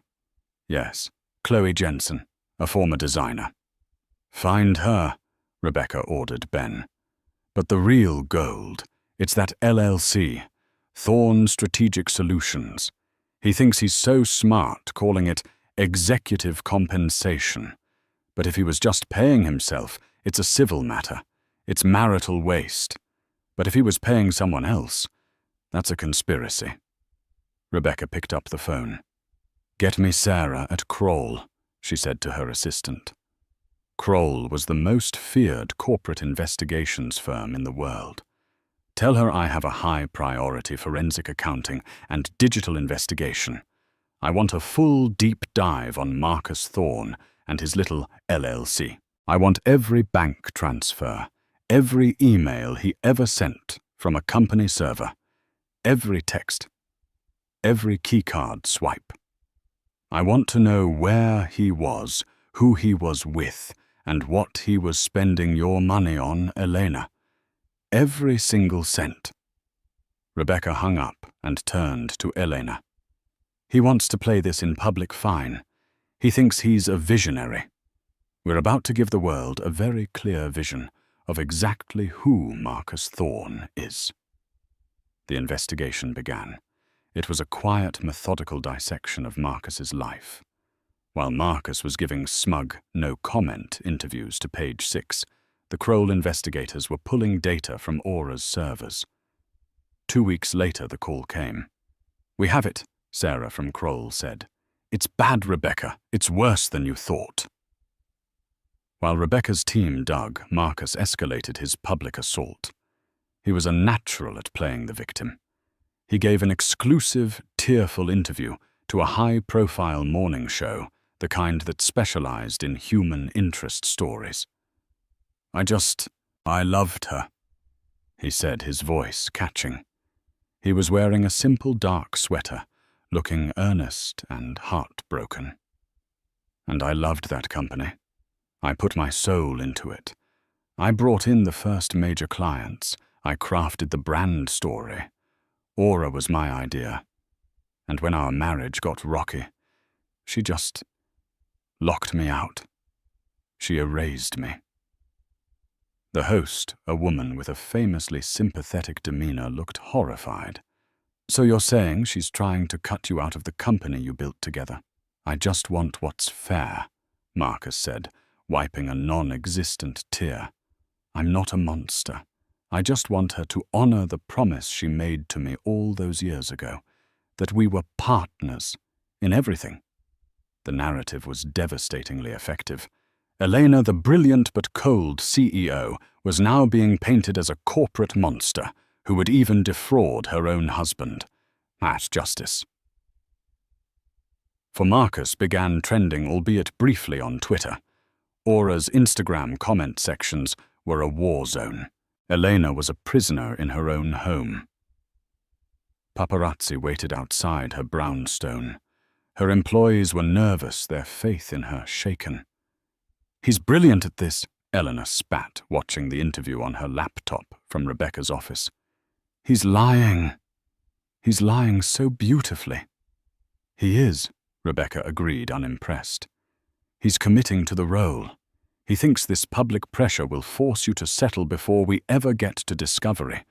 He's counting on you being a businesswoman who will cut her losses. He's not prepared for you to be a fighter. What he's doing, is it legal? Elena asked. Defamation. It's a divorce proceeding, Elena. The gloves are off. He can say he felt like a partner. He can say he believes he was defrauded. It's all subjective, until we introduce facts. At that moment, Sarah, the lead investigator from Kroll, was buzzed in. She was carrying a locked, hard-sided briefcase. You'd better sit down for this, Sarah said, placing the briefcase on the table and clicking it open. She pulled out a thick, spiral-bound report. "This is the full forensic analysis of Thorn Strategic Solutions, LLC," Sarah began. "We're going to start with the money." She opened the report. "As we knew, Marcus was wiring 15 out of 20Ks a month from Aura's marketing budget to his LLC. We followed that money. He wasn't just paying himself. He was using it as a personal slush fund. Trips, dinners, watches, the affair with Chloe Jensen. We have receipts for a $20,000 Cartier bracelet and a 6-month lease on a luxury apartment in Tribeca, all paid for by the LLC. So he was funding his affair," Elena said, her stomach twisting. "We knew that." "Yes," Sarah said, "but that's not the story. The story is what else he was doing. He wasn't just spending the money. He was investing it." Rebecca leaned forward. "Investing in what?" "A new company," Sarah said, turning the page. 2 months ago, a new design firm was incorporated in New York. It's called Echelon Designs. It has a new office leased in Dumbo. It has branding. It has a website currently in development." Eleanor felt a cold dread creep up her spine. "Echelon Designs. Guess who the sole owner is?" Sarah said, pointing to a line. "A holding company. And who's the owner of that holding company? Chloe Jensen, the Mistress." Elena was confused. "So, he was setting her up in business?" "No," Rebecca said, her eyes wide as she read ahead. "He was setting himself up. He was using her as a front." Sarah nodded. "Exactly. Marcus was funding this new company, Echelon, with the money he was embezzling from your company. But it gets worse. He wasn't just building an office. He was stealing your business." She turned to the next section. "Digital forensics. We imaged his hard drive and company phone. On the night you kicked him out after he left the house, he went to his office. He used his key fob at 2:13 a.m. He was there for 1 hour. He logged into the central Aura server and downloaded 3 things." She projected a list onto the conference room wall. 1. Aura Interiors. Full client list. 2015, 2025. Includes private contacts, billing history, and contract details. 2. Aura Interiors proprietary vendor and artisan list. Elena's most guarded secret, her network of exclusive craftspeople. 3. Project Nomad pitches and financials. A $100 million hotel project in Dubai that Aura was the front-runner for. Elena stood up, physically ill. He stole Project Nomad." "He didn't just steal it, Elena," Sarah said, clicking to the next slide. "He used it. We recovered deleted emails from his trash folder. He had already contacted the Dubai developers. As Echelon Designs, he was using your proprietary designs, your pricing models, and undercutting your bid. He was planning to launch his new company by stealing your biggest client." The room was silent. The cheating was a betrayal. The 50% demand was extortion. This was corporate espionage. This was a plan not just to leave her, but to replace her, to destroy Aura and build his own empire from her ashes. "His lawsuit," Elena whispered, the pieces clicking together with horrifying clarity. "The $50 million demand. It was all a distraction." "Exactly," Rebecca said, her voice a low, furious hum. "He never wanted $50 million. He wanted to tie you up in court, ruin your reputation, and bleed you dry, all while he was stealing your clients and building his new company in plain sight. He thinks he's a visionary." Rebecca stood up and began to pace. "He's not a visionary. He's a criminal. and he just gave us the gun, the bullet, and the fingerprint. The Kroll report was more than a legal document. It was a biography of a con man. Eleanor and Rebecca spent the next 3 days poring over every line item, every email, every digital breadcrumb. The picture it painted was of a man who had been meticulously planning his exit and Elena's ruin for at least a year. It wasn't just the embezzlement or the theft of the client lists. The digital forensics team had recovered cached files from Marcus's laptop that were even more damning. He had drafts of his lawsuit, claiming 50% of the company written 6 months before she discovered the affair. He had been waiting for the right moment to deploy it. He had a spreadsheet modeling the PR fallout, estimating how much Aura's valuation would drop once he filed his suit. He had calculated the precise moment her company would be most vulnerable, right before the Q4 earnings call. He was going to short your stock. Rebecca breathed, pointing to a browser history link to a site about put options. He wasn't just going to sue you. He was going to profit from your company's collapse. Eleanor felt a strange, cold calm settle over her. The grief was gone, replaced by a glacial fury. The man she had loved, the man she had shared a bed with, had been actively plotting to systematically destroy her life and her life's work. "What about Chloe Jensen?" Elena asked. "The Mistress. She's the owner of Echelon Designs. Is she just a pawn?" "Let's find out," Rebecca said. They didn't have to look far. The Kroll report included all of Chloe's communications from her time at Aura. She wasn't a pawn. She was a co-conspirator. The emails between her and Marcus were sickening. They weren't love letters. They were business plans. Marcus from his personal email 3 months ago. "The Nomad pitch is almost ready. I have all of Elena's financials for it. We can come in 15% lower and still maintain a 60% margin. She'll never know what hit her." Chloe from her new Echelon email. "She's so arrogant. She really thinks all those artisans are loyal to her. They're loyal to the money. Once we show them our terms, they'll jump." Marcus. "Just be patient. The legal side is ready. Once I file, she'll be in a PR tailspin. The board will pressure her to settle.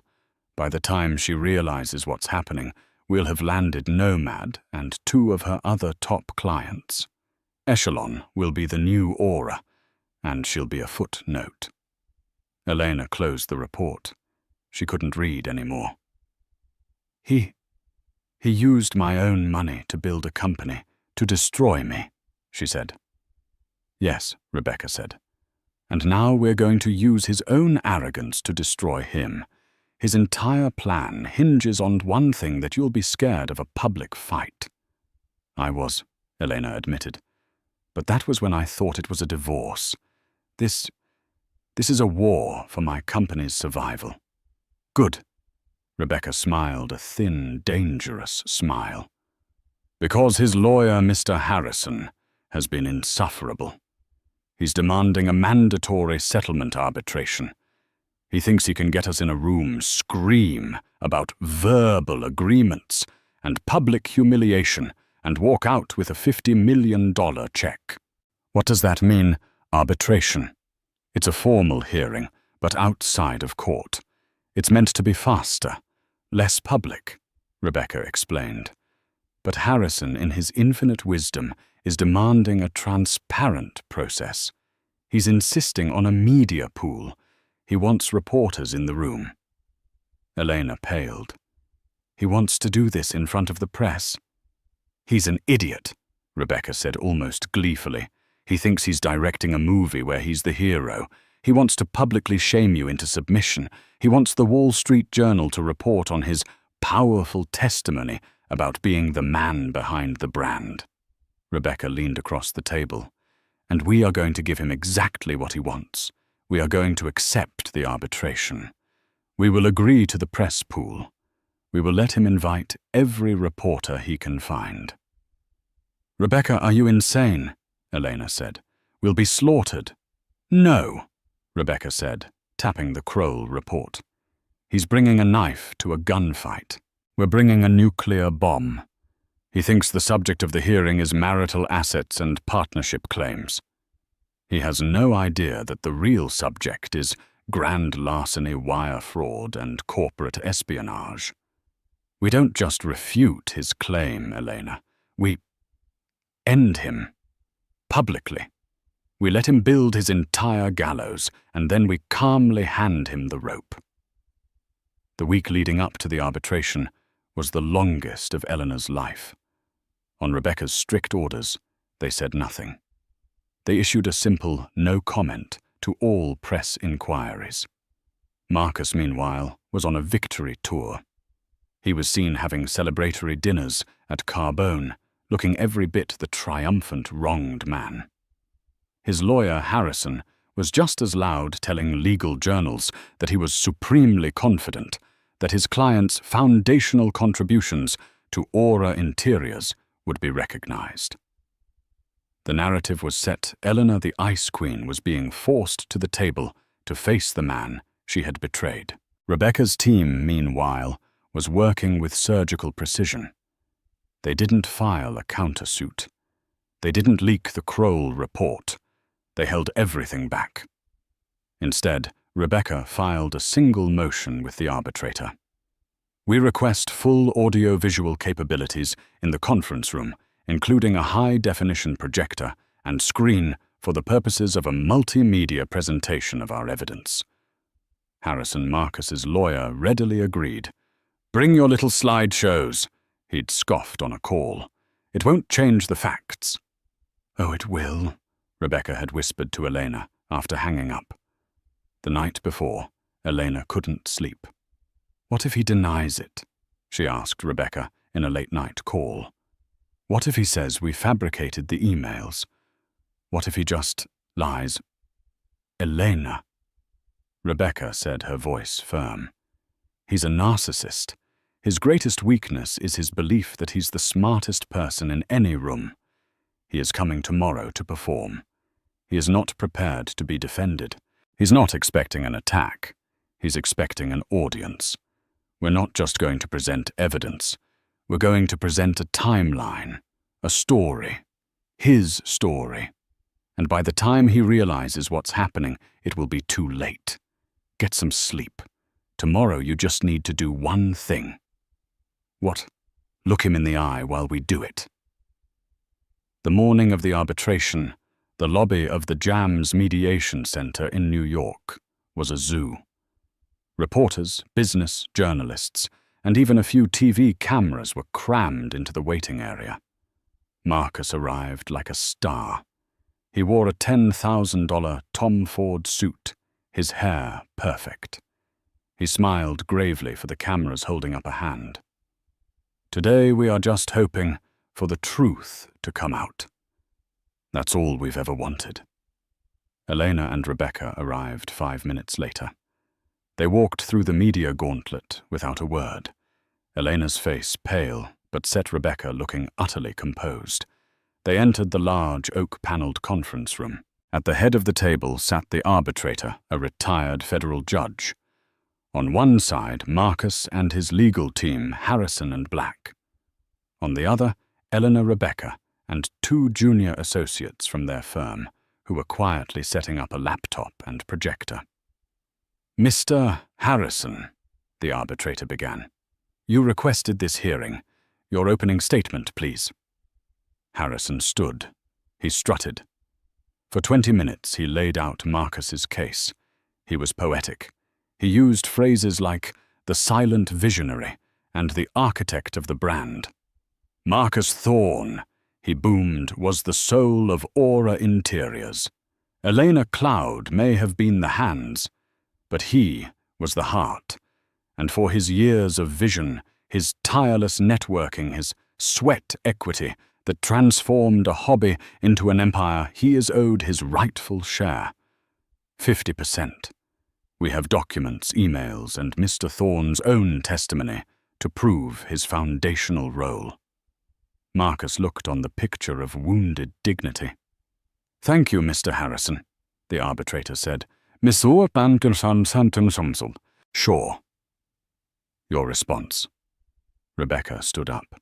She buttoned her jacket. "Thank you, Your Honor. Mr. Harrison is correct about one thing. We are here today to discuss Mr. Thorne's foundational role in this company, and to that end, we're glad he invited the press. We believe in full transparency." She nodded to her associate. The projector hummed to life. "Mr. Harrison has painted a picture of his client as a partner. We'd like to paint a different picture, a picture of a parasite." Harrison leaped to his feet. "Objection. That is inflammatory and unprofessional." "It is a fact, sir," Rebecca said, her voice slicing through the room. "And I have the receipts." The first slide appeared. It was a simple logo, Thorne Strategic Solutions. LLC Marcus, who had been leaning back in his chair, suddenly sat bolt upright. His confident smirk wavered. "We'd like to begin," Rebecca said, "by examining just what Mr. Thorne's sweat equity was really purchasing. The conference room at the Jams Mediation Center was an arena, and everyone knew it. The air was thick with the scent of expensive wood polish, stale coffee, and raw, palpable tension. At the head of the long, polished mahogany table sat the arbitrator, Judge Harrison. No relation to Marcus's lawyer, a retired federal judge, whose face was a mask of bored neutrality. On the left side of the table, Marcus Thorne sat like a king holding court. He was leaned back, one arm casually draped over his chair, his Tom Ford suit perfectly tailored. He looked for all the world like a man who was about to be handed a 9-figure check. His lawyer, Adrian Harrison, was all bluster and confidence, shuffling papers with a theatrical flourish. Behind them, a row of 3 reporters from the Wall Street Journal Forbes and the New York Post sat with pens and laptops ready. This was the audience Marcus had demanded. On the right side, Eleanor Cloud sat with a posture of rigid steel. Her face was pale, her hands clasped so tightly on the table, her knuckles were white. Beside her, Rebecca Shaw was a picture of calm. She was meticulously, almost slowly, arranging 3 files and a water glass. Her junior associates, Ben, and another young lawyer were finalizing the connection from their laptop to the large 80-inch screen on the wall. "Mr. Harrison," the arbitrator began, his voice a dull monotone. "You and your client requested this binding arbitration. The floor is yours." Adrian Harrison stood, a predator's smile on his face. He buttoned his jacket and began to pace. "Thank you, Your Honor," he boomed, his voice projecting to the reporters in the back. "We are here today for a simple, painful, and necessary act of justice. We are here to correct a great wrong." He gestured dramatically toward Marcus. "We are here on behalf of Marcus Thorne. But who is Marcus Thorne? The press, in their zeal, have painted him as a jilted husband. But we are here to prove with indisputable evidence that Marcus Thorne was the soul of Aura Interiors, the engine, the visionary." For 20 minutes, Harrison spun a masterful tale. He painted Elena as a brilliant artisan, but a hopeless businesswoman, someone who would still be selling reclaimed wood picture frames on Etsy, if not for Marcus. "Who brought in the first 5-star hotel client?" Harrison demanded. "Marcus Thorne, who crafted the brand narrative that Forbes and Architectural Digest fell in love with Marcus Thorne, who networked for 7 years, sacrificing his own ambitions to build her name, Marcus Thorne." He spoke of the verbal agreement, the partnership of minds and hearts, the sweat equity that could not be measured in timesheets, but in results. And what was his reward? Harrison's voice dropped. What happened when this brilliant, tireless man was finally burned out from building his wife's empire? He was discarded, locked out, and his contribution, his foundational 50% stake in the company he built, was erased, labeled a fantasy. We are here today to make that fantasy a $200 million reality. We are here for what is his. He sat down to a profound, heavy silence. Marcus looked smug, nodding gravely at the arbitrator as if to say, "See simple." The Post reporter was already typing a headline. "Thank you, Mr. Harrison," the arbitrator said, turning. "Ms. Shaw, your response." Rebecca Shaw stood. She did not pace. She did not raise her voice. She simply stood a small, dark-clad figure in a room full of male egos. "Good morning, Your Honor," she said, her voice crisp and clear. "Mr. Harrison is correct about one thing. We are here today to discuss Mr. Thorne's contributions. We are here to talk about his vision and his tireless work. And we are so grateful he invited the press." A flicker of annoyance crossed Harrison's face. This wasn't the opening he expected. "Mr. Harrison has painted a picture of his client as a partner," Rebecca continued. "We'd like to paint a different one, a picture of a parasite." "Objection!" Harrison leaped to his feet. "That is inflammatory, unprofessional, and outrageous. She is slandering my client." "It is a statement of fact, Mr. Harrison," Rebecca said, her voice slicing through his bluster. "And unlike you, I've brought my receipts. Ben, the first slide, please." The 80-inch screen, which had been dark, hummed to life. It displayed a single, simple, sterile logo.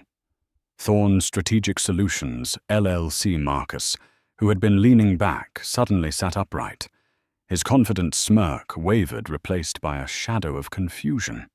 He glanced at Harrison, who looked equally baffled. This wasn't part of their presentation. "This," Rebecca said, picking up a laser pointer, "is Thorne Strategic Solutions, an LLC incorporated by Mr. Thorne 10 months ago. He has claimed in prior documents that this was a pre-approved executive compensation fund, a vehicle for his salary and bonuses." "And so it is," Harrison said, still on his feet. "This is a simple corporate structure. It's perfectly legal." "It is a corporate structure," Rebecca agreed, her voice dangerously pleasant. "But its purpose was anything but legal. Mr. Thorne, you see, was using this LLC to defraud his wife's company. He was using his executive authority to approve invoices from this vendor. A vendor owned 100% by himself." She clicked to the next slide. It was a wire transfer. "Payer Aura Interiors, Inc. Marketing Dept. Payee. Thorne Strategic Solutions, LLC. Amount $15,000. Memo. Strategic Consulting. Q1. Click. Payer Aura Interiors, Inc. Marketing Deputy. Payee. Thorne Strategic Solutions, LLC. Amount $20,000. Memo. Brand Outreach and Synergies. Click. Click, click. For 10 months. A total swaho, Rebecca stated, of $195,000, not compensation. Embezzlement. Marcus's face had gone from tan to a sickly pale grey. He was no longer looking at the arbitrator. He was staring at the screen. "A simple marital asset dispute." Harrison tried again, but his voice was strained. He was paying himself from the marital pot. "It's waste, not fraud.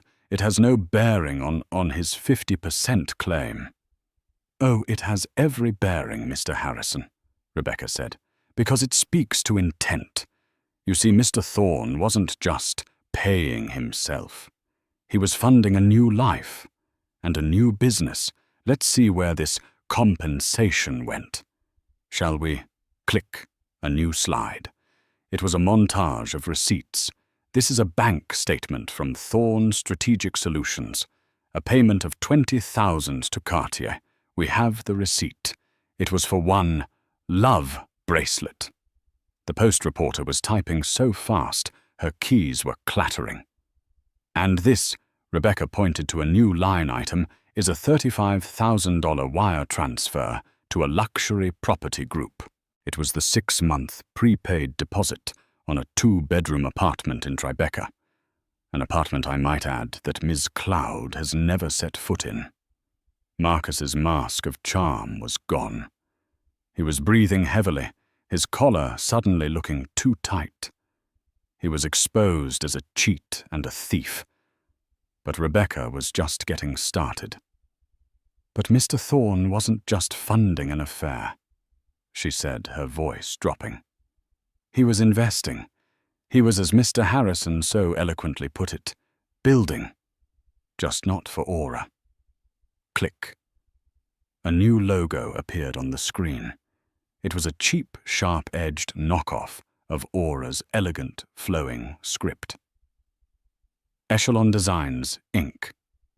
Echelon Designs, Rebecca narrated, incorporated 3 months ago, a new design firm, with a new office in Dumbo already being built out, with a new website currently in development, a direct competitor to Aura Interiors. Harrison was on his feet again, but this time he looked panicked. This is irrelevant. My client has no connection to this entity. This is a diversion. Is it? Rebecca smiled, a thin, dangerous expression. You're right. Mr. Thorne's name is nowhere on the incorporation papers. He's too smart for that.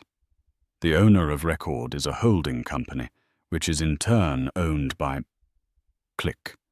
A photo appeared on the screen. It was Chloe Jensen's smiling, ambitious Aura employee headshot. A Ms. Chloe Jensen, a former junior designer at Aura, and Mr. Thorne's mistress. The room erupted in whispers. The arbitrator banged his gavel. Quiet. Mr. Harrison, are you claiming your client wasn't using his wife's money funneled through his fraudulent LLC to set his mistress up in a competing business, because that alone is conspiracy and fraud? But don't worry. It gets so much worse. Marcus looked like he was going to be sick. He was staring at Elena, who for the first time turned her head and met his gaze. Her eyes were not fiery or tearful. They were cold. They were the eyes of a judge. Mr. Thorne's entire case, Rebecca continued, her voice now, a low, furious hum, rests on the idea that he built Aura, but the digital forensic evidence recovered from his own hard drive shows he was actively planning to destroy it. Click. A new slide. Black screen, white text. It looked like an epitaph. Server log. Aura Interiors. Central server user. M. Thorne. Date. October 12th, 2025. Time. 13:47 a.m. The night Ms. Cloud uncovered his theft and his affair. Rebecca narrated. The night she asked him to leave. He didn't go home to pack. He went to the office. At 2:13 in the morning, he logged into the company he claims to love. And what was he doing? Was he backing up his visionary files? Click. A file list appeared. Download Aura Client List Master XLSX 1.2 GB. Download Aura Vendor List Proprietary. DocX 300 M download. Project Nomad Pitch Finals.pdf 2.4 GB. He was robbing her. Rebecca's voice was ice. He was stealing Aura's entire client list. He was stealing her proprietary, most guarded trade secret, her network of exclusive artisans and vendors. And he was stealing her active $100 million pitch for the Nomad Hotel project in Dubai, the single biggest project in Aura's history. Harrison was sputtering. He's an executive. He had access to those files. He was working from home. This is circumstantial. It proves nothing. Circumstantial? Rebecca asked, as if genuinely curious. You're right, Mr. Harrison. A download isn't proof of intent. It's just data. But an email now. An email is a confession. Click. The screen split. On the left, Marcus's personal Gmail. On the right, Chloe Jensen's new HTTPS. Google.com. Search echelondesigns.com. Email. The text was large enough for everyone in the room to read. From mthorng6@gmail.com to Chloe. Jensen at HTTPS. Google.com/search echelondesigns.com. Subject.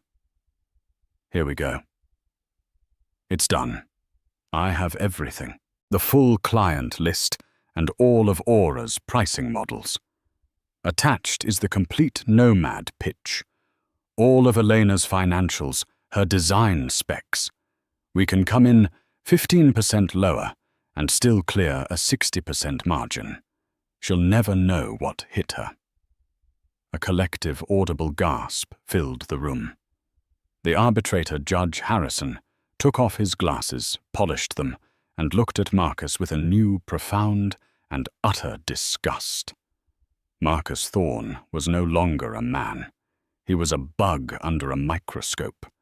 He had slumped so far down in his chair, he was almost under the table, his face buried in his hands. But wait, Rebecca said, twisting the knife. There's more. Clicks. Chloe's reply. Amazing. She's so arrogant, thinking those artisans are loyal to her. They're loyal to the money. When do you pull the trigger on the lawsuit? The reporter's head snapped up. The lawsuit click. Marcus's reply. The final nail. The epitaph for his entire life. Next week. The PR fallout will have her spinning. The board will be screaming to settle. By the time she realizes what's happening, we'll have landed Nomad. Echelon will be the new Aura, and she'll be a footnote. A dinosaur. Rebecca Shaw hit the button on her remote. The screen went black. The room was plunged back into the harsh, normal light of the conference room. The performance was over. The silence was absolute, heavier than stone. Rebecca walked calmly back to her seat. This, she said. Her voice resonating in the quiet, is Mr. Thorne's sweat equity. This is the vision he's demanding 50% for.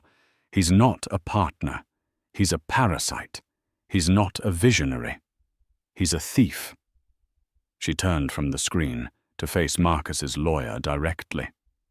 His entire lawsuit, his $50 million demand, his disgusting, calculated smear campaign against his wife. It was all a distraction, a smokescreen, a piece of theater designed to tie Ms. Cloud up in public litigation, destroy her reputation, and tank her company's value, all while he and his mistress stole her clients, her trade secrets, and her biggest projects from under her nose. Adrian Harrison had collapsed into his chair. He was ashen. He was looking at his client with a mixture of horror and fury. He had been lied to. He had been made a fool of publicly. And that, Rebecca said, picking up her final file, is why we're not just refuting your client's claim, Mr. Harrison. We are here to inform you that a full copy of this report and all its findings was delivered to the office of the U.S. Attorney for the Southern District of New York at 800 a.m. this morning with a criminal referral for wire fraud, conspiracy, and corporate espionage. Criminal referral. The words hung in the air, a death sentence. The Forbes reporter audibly whispered, "Oh my God!" Marcus finally looked up, his eyes wide and terrified, finding Elena's. Eleanor leaned forward, for the first time, her voice not loud, not emotional, but cold, clear and utterly final. "You didn't want half my company, Marcus," she said, the words cutting across the table. "You wanted all of it. You just wanted it under a new name." Rebecca Shaw stood and addressed the arbitrator. "Your Honor, we summarily reject Mr. Thorne's claim of 50%. We reject any claim. We are filing for an immediate default divorce judgment with cause. Furthermore, Aura Interiors is filing a civil suit against Mr. Thorne and Ms. Jensen jointly and severally for $75 million in damages, plus full restitution for the embezzled funds." She placed her file on the table and looked at Marcus Thorne. A man completely broken, his life in ruins. He demanded half. He will be fortunate to leave this marriage with his freedom. Rebecca nodded to her team. She closed her briefcase with a quiet, definitive snap. "We are done here." The scene outside the arbitration center was chaos. Marcus Thorne, the man who had arrived as a sympathetic victim, was now a cornered animal. Reporters swarmed him, shouting questions. "Mr. Thorne, did you commit wire fraud? Were you building a new company with stolen money? Is the U.S. Attorney's Office investigating you?" He said nothing, his face ashen. He shoved his way through the crowd, Harrison pulling him toward a waiting car. He was no longer the charismatic visionary. He was a common criminal exposed in the most public way imaginable. The headlines the next day were brutal. Forbes ran Aura of a Con CEO husband's 50% demand, revealed as corporate espionage plot. The Post changed its tune, the husband who stole Christmas and a client list. The story was no longer a he said, she said. It was a he did, and she had proof. The fallout was swift and total. The legal case. The arbitrator threw out Marcus's claim immediately. The divorce was granted on grounds of fraud and adultery. Marcus received nothing. No house, no art, no savings.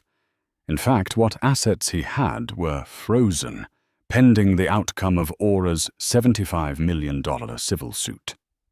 The criminal case, Marcus and Chloe Jensen were both indicted by the U.S. Attorney.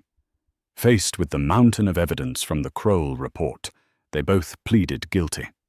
Chloe for conspiracy received probation.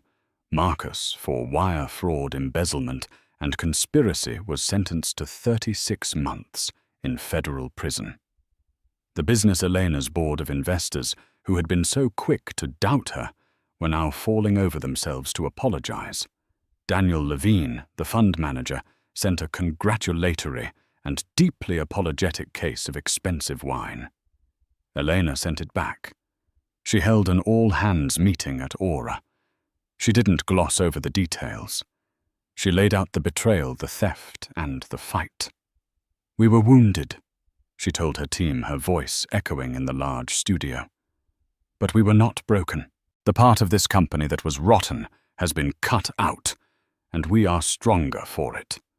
Her team gave her a standing ovation.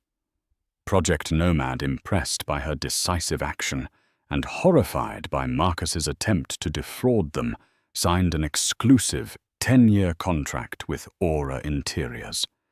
The company's valuation, which had dipped, soared to new heights. Elena Cloud stood in her office looking out over Soho.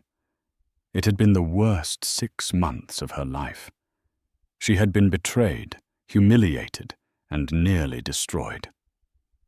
But in the end, the very trap Marcus had set for her, The public stage, the media, the pressure had been the tools of his own undoing.